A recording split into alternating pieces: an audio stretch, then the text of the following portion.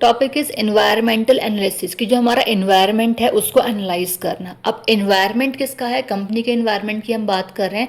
तो कंपनी के एनवायरनमेंट को हम टू पार्ट्स में डिवाइड करते हैं, internal environment and external environment. तो बोथ एनवायरनमेंट को एनालाइज करना is known as environmental analysis. मतलब एनवायरमेंटल एनालिसिस में एक्सटर्नल और इंटरनल दोनों ही एनवायरनमेंट को हम एनालाइज करेंगे। चलिए डिस्कस करते हैं अब इसको point wise. First point is environmental analysis means studying internal and external factors that affect a business. देखिए वही बात कह रहे हैं कि जो हमारा एनवायरमेंटल एनालिसिस है उसका मतलब ये है कि हम स्टडी करेंगे इंटरनल और एक्सटर्नल फैक्टर्स को जो कि अफेक्ट करते हैं हमारे बिजनेस को। Next point is it helps managers to understand the business environment. ये हेल्प करते हैं मैनेजर्स को ये समझने के लिए कि बिजनेस का एनवायरनमेंट आखिर है क्या, एंड मेक बेटर प्लान्स, जिसके थ्रू जो हमारे कंपनी के मैनेजर्स होते हैं वो ठीक से प्लान बना सकते हैं और स्ट्रैटेजीज को बना सकते हैं, जैसे कि ढंग से काम को कर पाएँ और टाइम से अपने गोल को अचीव कर पाएँ। Next is environmental analysis is the process of collecting and analyzing information। कह रहे हैं कि environmental analysis एक ऐसा प्रोसेस है जहाँ पे हम कलेक्ट करते हैं इंफॉर्मेशन को, एज वेल एनालाइज भी करते हैं इंफॉर्मेशन को अबाउट फैक्टर्स, जो हमारे इंटरनल और एक्सटर्नल फैक्टर्स हैं उनकी बात कर रहे हैं, जो कि इन्फ्लुएंस करते हैं हमारे बिजनेस को। नेक्स्ट इज कॉन्टिन्यूस प्रोसेस कि इन्वायरमेंट को एनालाइज करना जो है ये कॉन्टिन्यूस प्रोसेस है। कॉन्टिन्यूस मतलब जो लगातार चलता रहता है, कॉन्टिन्यू बेसिस पे चलता रहता है, चाहे हमें इंटरनल इन्वायरमेंट को एनालाइज करना हो चाहे एक्सटर्नल को, बट ये जो प्रोसेस है कंपनी में ये चलता रहता है, एक तरीके से ऑन गोइंग प्रोसेस है, हमेशा चलता रहेगा। नेक्स्ट इज फ्यूचर ओरिएंटेड कि हम कंपनी में इन्वायरमेंट को जो एनालाइज कर रहे हैं, चाहे इंटरनल को करें चाहे एक्सटर्नल को करें, क्यों कर रहे हैं? जिससे कि फ्यूचर में हम अपने रिजल्ट को ओरिएंट कर पाएँ। ठीक है, तो अभी हम कोई काम कर रहे हैं जिससे कि फ्यूचर में सारी चीज़ें फुल एंड फाइनल हो सकें, फिक्स हो सकें, प्रॉब्लम सॉल्विंग हो सकें, प्रॉब्लम्स आगे क्रिएट ना हो, इसीलिए। ठीक है, जैसे कि आप अभी एग्जाम्स के लिए पढ़ाई कर रहे हैं, एट लास्ट क्यों कर रहे हैं? जिससे कि आपका लास्टली जो रिजल्ट है वो अच्छा हो जाए, परसेंटेज आप स्कोर कर जाओ। ठीक है, ऐसे ही इंटरनल इन्वायरमेंटल एनालिसिस भी है। Next is helps in decision making कि जो एनवायरमेंटल एनालिसिस है वो हेल्प करता है डिसीजन लेने में, बिकॉज ऑफ हमें इंटरनल एनवायरनमेंट के बारे में भी पता है और एक्सटर्नल के बारे में भी पता है, तो ये दोनों ही चीज़ें कहीं ना कहीं हेल्प करती हैं डिसीजन लेने में। Next is improves business planning कि एनवायरमेंटल एनालिसिस की हेल्प से क्या होता है, इम्प्रूव होता है कि हम बिजनेस में चीज़ों को प्लान कर पाते हैं, बिकॉज ऑफ हमें सारी चीज़ें पहले से पहले पता है, तो हम क्या करेंगे, जो हमें काम आगे करना है उस चीज़ के रिगार्डिंग पहले से पहले हम प्लान भी कर लेंगे। Now the importance of environment analysis या इन्वायरमेंटल एनालिसिस। ठीक है, अब इसकी इम्पॉर्टेंस क्या है? First is helps in strategic planning कि इन्वायरमेंटल एनालिसिस जो है वो हेल्प करता है स्ट्रैटेजिक प्लानिंग में। अब बात ये आती है, प्लानिंग समझ गया, प्लानिंग मीन्स कि जो काम हमें आगे करना है उस चीज़ के बारे में जो हम सोच विचार कर रहे हैं इज नोन एज प्लानिंग। मतलब काम को करने से पहले सोचना, वो हमारा प्लानिंग है। ठीक है, अब स्ट्रैटेजिक प्लानिंग का मतलब है जहाँ हम डिफरेंट स्ट्रैटेजीज यूज़ कर रहे हैं, अलग अलग तरीके यूज़ कर रहे हैं किसी काम को करने के लिए, वो हमारी स्ट्रैटेजीज होती हैं। टाइप्स ऑफ इन्वायरमेंट, तो अगर बात करते हैं इन्वायरमेंट की, तो इन्वायरमेंट के जो टाइप्स हैं वो टू टाइप्स हैं। First is internal environment and the another one is external environment. Both are very important for the examination. So the first is internal environment. तो इंटरनल का मतलब होता है कंपनी के अंदर की बात की जाए, इट मीन्स इंटरनल इन्वायरमेंट का मतलब है कंपनी के अंदर के इन्वायरमेंट की बात, कंपनी के अंदर जो भी चीज़ें हो रही हैं, ठीक है, वो हमारा इन्वायरमेंट जो होगा वो है हमारा इंटरनल इन्वायरमेंट। चलिए फर्स्ट पॉइंट क्या लिखा है, the internal environment refers to all factors inside an organisation. कह रहे हैं कि इंटरनल इन्वायरमेंट में रिफर्स करते हैं वो सभी फैक्टर्स जो एक ऑर्गेनाइजेशन के अंदर आते हैं, एंड लिखा है that affects business activities and decision making. और वो सारे जो हमारे फैक्टर्स होते हैं वो बिजनेस की एक्टिविटीज़ और decision making. Next point is exist within the organisation. जो इंटरनल इन्वायरमेंट है वो एग्जिस्ट करता है ऑर्गेनाइजेशन के अंदर।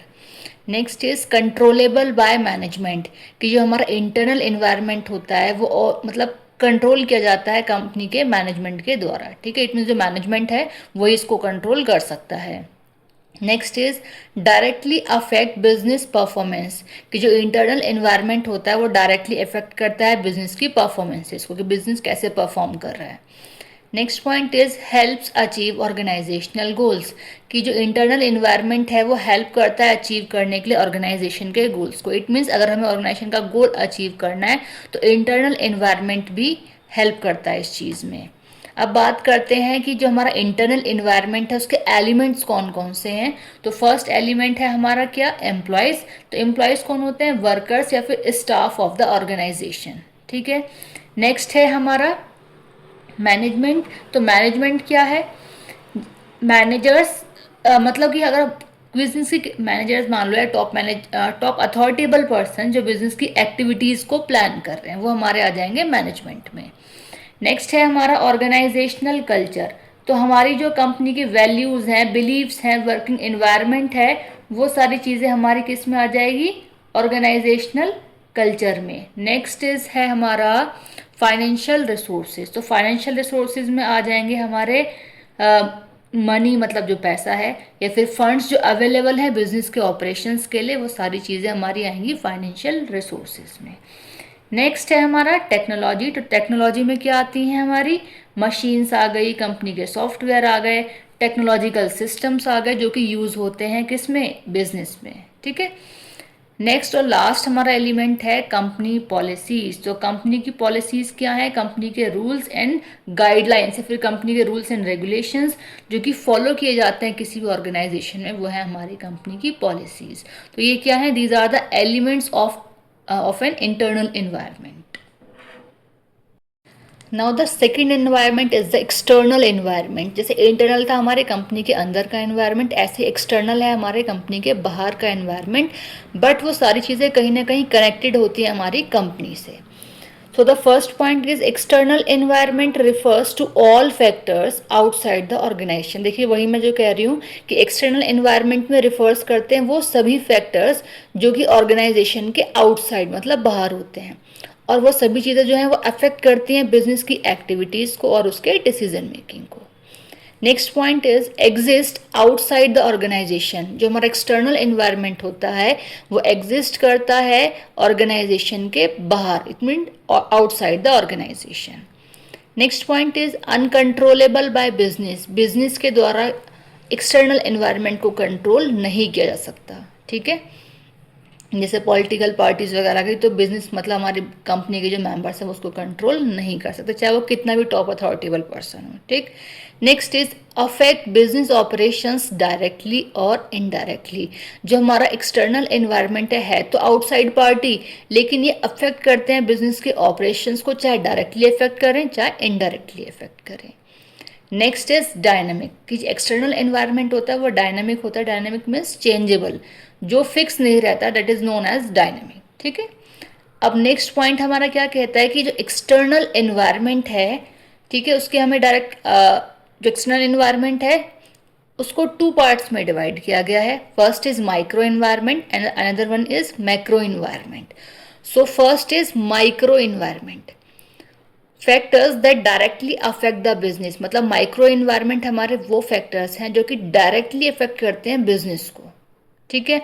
अब इसमें हमारे एलिमेंट्स कौन कौन से आते हैं, हमारे कस्टमर्स आ गए, ठीक है, हमारे सप्लायर्स आ गए जो सप्लाई कर रहे हैं, ठीक है, रॉ मटेरियल्स को, ठीक। नेक्स्ट है हमारे कॉम्पिटिटर्स, जो हमारे कॉम्पिटिटर्स हैं मार्केट में, डीलर्स आ गए, डिस्ट्रीब्यूटर्स आ गए जो मार्केट में डिस्ट्रीब्यूट कर रहे हैं गुड्स को, पब्लिक मतलब हम कस्टमर्स कह दो, पब्लिक में ऑल ओवर सारे मेंबर आते हैं, चाहे वो कस्टमर हो कंज्यूमर हो सभी लोग आएंगे, तो इसलिए पब्लिक भी है इसका पार्ट, ठीक है। कस्टमर अलग है, पब्लिक अलग है। नेक्स्ट इज मैक्रो एनवायरनमेंट, तो वो फैक्टर्स जो इनडायरेक्टली अफेक्ट करते हैं बिजनेस, मतलब डायरेक्टली अफेक्ट तो नहीं करेंगे बट इनडायरेक्टली अफेक्ट वो करेंगे हमारे बिजनेस को। अब हमारे मैक्रो एनवायरनमेंट के जो एलिमेंट्स हैं वो है हमारे political factors, economic factors, social factors, technological factors, legal factors और इन्वायरमेंटल कह सकते हैं, फिर नेचुरल फैक्टर्स, ठीक है। तो ये सारे फैक्टर्स मैं ऑलरेडी एक वीडियो में अलग से डिस्कस करूंगी, इसीलिए मैं यहाँ पे डीपली आपको एक्सप्लेन नहीं कर रही हूँ।